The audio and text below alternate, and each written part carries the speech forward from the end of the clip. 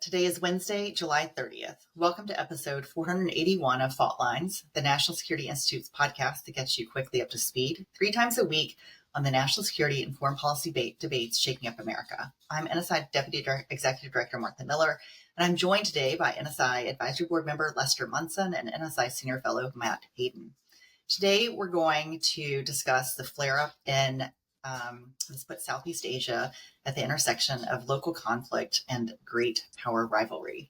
This conflict isn't new. The border's been hot since the early 1900s, with major flare-ups in 2008 and 2011, focused on land surrounding revered temples like Pre-Revere.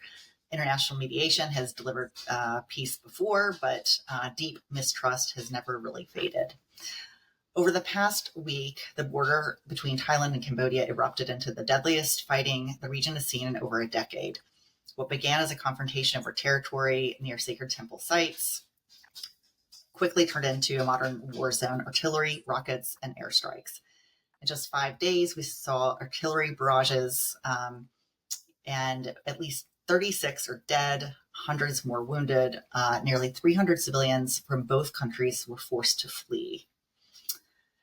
But this crisis is more than about maps and nationalist rhetoric. It became a testing ground for U.S. economic leverage.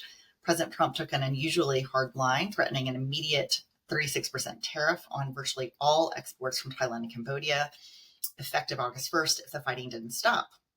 The move sent shockwaves through both economies, especially Thailand, where the prospect of hundreds of billions of baht in export losses, disruption of manufacturing, agricultural services, created enormous pressure to de-escalate. And Cambodia faced major risk to its own garment and footwear industries. So why does this matter for America? Matt, let's go to you first.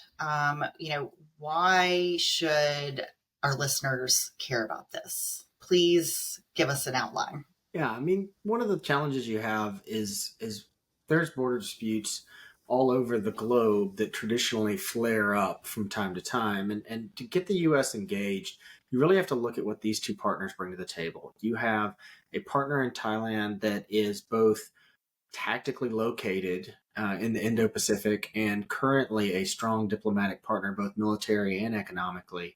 And you have Cambodia that we're looking to strengthen both those positions in a world where the influence from China is very strong. So we have a vested interest in preserving good partners out of both countries in that zone. So we really need the conflict to be minimalized and or paused or put on a shelf as best we can, knowing that this is decades, if not centuries worth of challenges that aren't going to get unspun at a moment's notice. So the U.S. has a strong presence with the supply chains that come out of Thailand as well. You start to see things like hard drives and technical and technological products that we rely on. There's challenges out of our garment industry, as you mentioned earlier, with Cambodia. So we have like these national supply chains that we were there. We also aren't looking to consider these countries as adversarial when it comes to trade. We're actually looking to consider them friend sourcing for non-sensitive manufacturing, because we really do want to have some stalwarts in the region that push back against some of that Chinese aggression and Chinese influence that we see everywhere.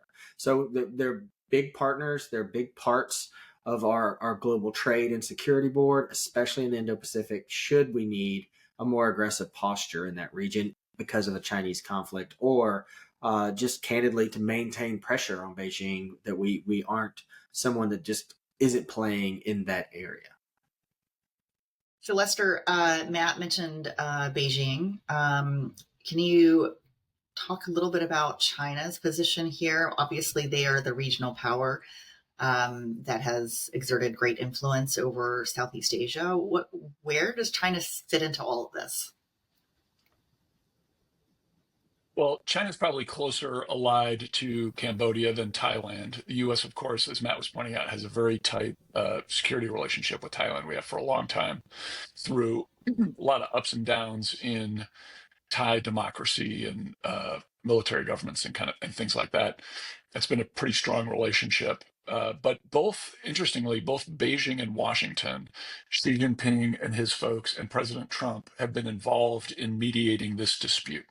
Neither side of the two big superpowers wants this thing to get any worse. And so I think in a way it's a little bit of a foreshadowing here that we're seeing of something that people are just starting to talk about, which is that there could be a broader deal between the United States and China in the next couple of months. President Trump has been pointing towards this as he and his team are knocking down these trade deals, which are not kind of full-fledged trade arrangements, but are agreements about tariffs and that kind of thing. Uh, the big one looming is China. It looks like President Trump and Xi Jinping could be pointed towards a big deal between both countries that would take down the temperature of the conflict. The interesting thing is going to be how national security hawks in Congress, particularly Republicans, react to this development if that happens. And I think this little conflict, not so little for the people who are involved, but maybe from our perspective, the little conflict between Cambodia and Thailand is a bit of foreshadowing here, with the two big boys on the block working together to try to solve the problem. The other thing I'll just quickly say is that this fight appears to be about a series of temples on a mountaintop that aren't even really used anymore, but are seen as hugely significant to the national identities of both Cambodia and Thailand. There's some really arcane disputes about the maps and French colonialism and stuff like that. But really, at the end of the day, it's not about anything that we might consider practical or pragmatic. It's entirely about values and identity and the way people think of themselves. So I think it's an important lesson that as we um, are looking at the U.S. doing all of these deals across any number of countries, the EU, India, Indonesia, all of the things the Trump administration has been up to. There are these extant conflicts between different groups of humans that aren't really going away. And so while it looks like we're promoting peace and in a place where it's as sticky as Gaza and stuff like that, these are deep-seated conflicts because of the way people think of themselves. Are you saying that we can't treat foreign policy like business deals? That might have been a much quicker way of saying what I said, Martha.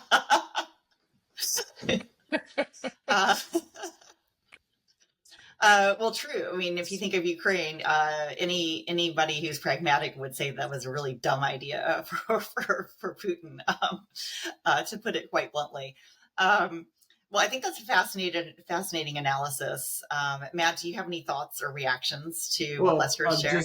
Just to the kind of off color, business deals don't make peace. It also doesn't hurt. And so I would say that leveraging every lever we've got, especially in an area where the cultural temperature isn't going to go down by candidly any other measure, using what you have at your disposal to get that pause or that piece on a shelf moment isn't a bad thing. Great. Well, I mean, I think we've definitely seen that, this the ceasefire wasn't just a product of, this wasn't a product of weary combatants or regional mediation. It was, a demonstration of U.S. credibility and economic power that can achieve success and bring about peace. And so if we use it decisively, we actually can make a difference, which is I think reestablishing American credibility has been, something that the Trump administration seems to be working towards and maybe achieving. On that note, that's a wrap. Thanks always to Taylor Lane, Kelly Crowley, Claude Jennings, and the NSI staff for their help producing today's episode. Join us on Friday, August 1st for another episode of Fault Lines, the National Security Institute's podcast that gets you smart fast on the national security and foreign policy debates shaking up America. We're also on YouTube, so check out our channel for a video of today's episode. If you like what you heard or saw, please rate, review, and subscribe.